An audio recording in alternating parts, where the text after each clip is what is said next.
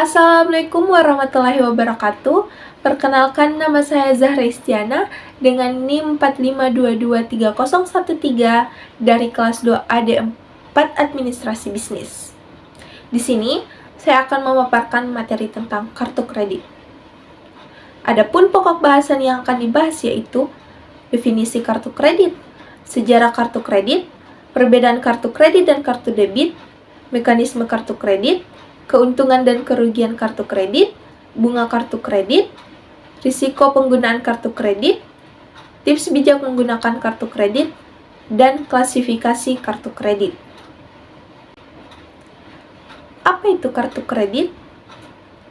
Kartu kredit adalah kartu yang diterbitkan oleh bank atau lembaga keuangan yang memungkinkan pemegang kartu melakukan pembelian barang atau jasa sekarang dan membayarnya di kemudian hari.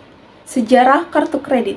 Pada tahun 1946, Flatbush National Bank di New York memperkenalkan sistem Charge It, yang dimana nasabah bisa berbelanja dan tagihannya dibayar oleh bank, lalu ditagihkan kembali ke nasabah.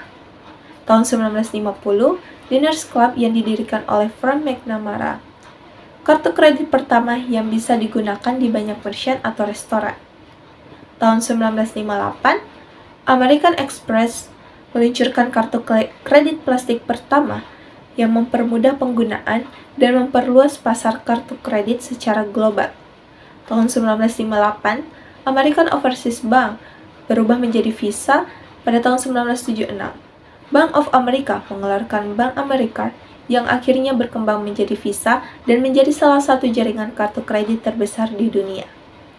Tahun 1966, Mastercard, yang dimana sekelompok bank membentuk Interbank Card Association yang kemudian dikenal sebagai Mastercard dan menjadi pesaing utama dari Visa.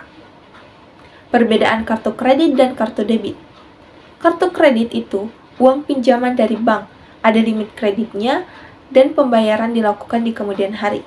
Sedangkan kartu debit, uangnya dari tabungan sendiri, terbatas pada saldo rekening, dan dana langsung terpotong saat transaksi. Mekanisme kartu kredit. Langkah pertama, merchant mengajukan permintaan otorisasi atas transaksi kartu kredit kepada bank penerbit karena tidak menggunakan pihak acquirer. Langkah kedua, bank memverifikasi data pemegang kartu atau yang biasa disebut dengan cardholder, yang dimana termasuk validitas kartu dan limit kredit yang tersedia. Langkah ketiga, setelah disetujui, bank penerbit memberikan otorisasi transaksi kepada merchant. Langkah keempat, merchant memberikan barang atau jasa kepada cardholder sebagai hasil dari transaksi yang telah disetujui. Yang kelima, merchant mengirimkan data transaksi atau tagihan kepada bank penerbit untuk ditagihkan dan dibayarkan. Langkah keenam, bank mengirimkan tagihan bulanan ke cardholder sesuai jumlah transaksi. Langkah ketujuh, cardholder membayar tagihan baik secara penuh maupun minimum. Langkah kedelapan, bank membayar merchant atas transaksi yang sudah dilakukan oleh cardholder. Keuntungan kartu kredit. Yang pertama ada kemudahan transaksi. Kartu kredit memudahkan bertransaksi tanpa perlu membawa uang tunai, baik untuk belanja di toko fisik maupun online. Yang kedua ada dana darurat. Kartu kredit bisa menjadi solusi sementara saat menghadapi situasi tak terduga dan tidak memiliki cukup dana uang tunai. Misalnya untuk membayar biaya medis, perbaikan kendaraan, atau tiket mendadak. Yang ketiga ada cicilan 0%. Banyak bank bekerja sama dengan merchant untuk menawarkan program cicilan 0% bagi pembelian tertentu.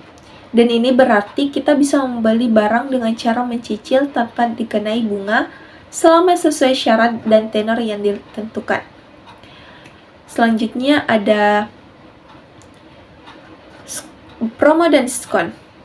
Pemilik kartu kredit sering mendapatkan penawaran menarik seperti potongan harga, cashback, buy one get one, hingga hadiah langsung di restoran, pusat perbelanjaan, marketplace, hingga hotel. Selanjutnya ada membangun skor kredit. Dengan menggunakan dan membayar kartu kredit secara tepat waktu, kita akan membangun riwayat kredit yang positif. Selanjutnya ada aman dan praktis. Berbeda dengan membawa uang tunai, kartu kredit memiliki fitur keamanan seperti PIN, chip, dan deteksi transaksi mencurigakan. Jika kartu hilang atau dicuri, kita bisa memblokirnya segera, dan juga ada beberapa kartu yang menyediakan perlindungan terhadap penipuan dan pengembalian dana. Selanjutnya ada asuransi dan akses eksklusif. Beberapa jenis kartu kredit memberikan manfaat tambahan seperti asuransi perjalanan, asuransi pembelian barang, dan akses ke fasilitas eksklusif seperti airport lounge dan undangan event khusus. Kerugian kartu kredit. Yang pertama ada bunga tinggi. Kartu kredit memiliki suku bunga yang cukup tinggi, yakni maksimal 1,75% per bulan atau 21% per tahun. Dan jika kita tidak membayar tagihan secara penuh setiap bulan, maka sisa utang akan dikenai bunga yang terus menumpuk.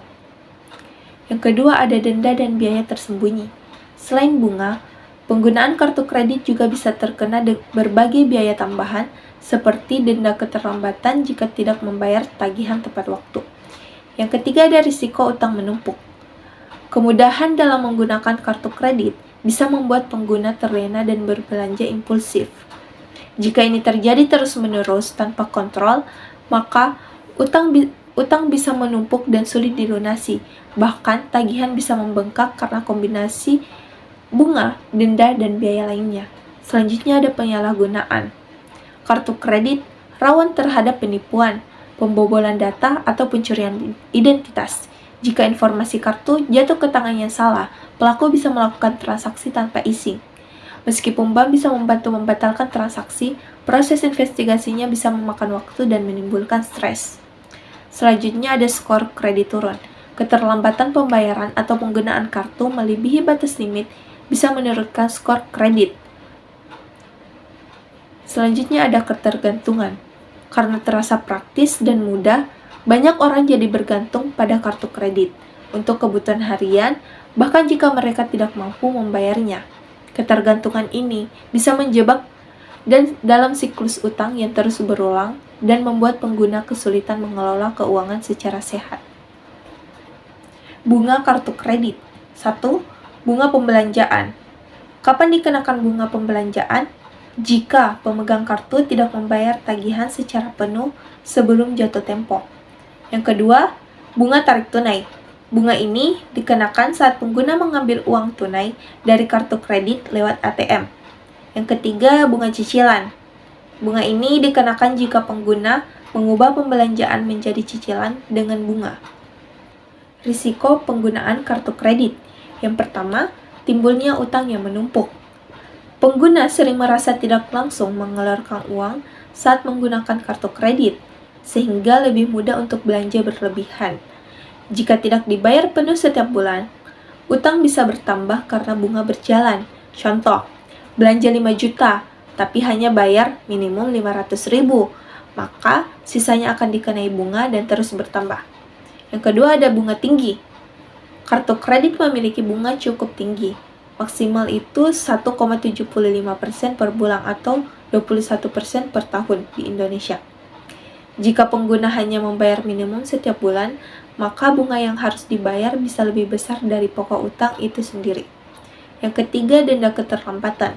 Jika pembayaran dilakukan melewati tanggal jatuh tempo, pengguna akan dikenai denda tetap plus bunga, dan ini membuat beban keuangan semakin berat.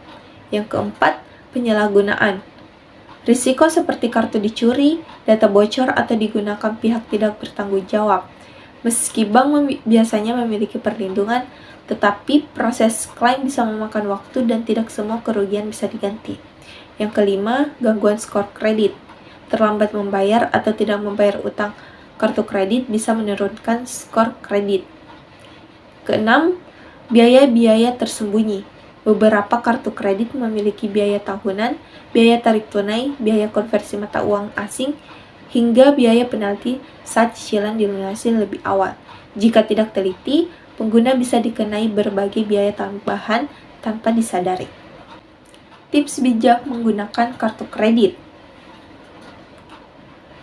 Bayar tagihan penuh setiap bulan untuk menghindari bunga. Yang kedua, jangan belanja melebihi kemampuan bayar. 3. Gunakan untuk transaksi penting, bukan keinginan semata. Yang keempat, cek limit dan transaksi secara berkala melalui aplikasi mobile banking. Yang kelima, manfaatkan promo dengan cermat. Yang keenam, jangan mudah tergoda apply banyak kartu. Klasifikasi kartu kredit. Pertama, berdasarkan jaringan. Beberapa jaringan yang paling dikenal adalah yaitu Visa, merupakan jaringan kartu kredit internasional yang paling luas digunakan di seluruh dunia. Yang kedua ada Mastercard, juga merupakan jaringan global dan menjadi pesaing utama Visa. Ketiga ada GCB, berasal dari Jepang dan banyak digunakan di kawasan Asia. Keempat ada American Express. Selain sebagai jaringan, American Express juga menerbitkan kartunya sendiri dan dikenal dengan layanan eksklusif. Yang kedua ada berdasarkan tingkatan.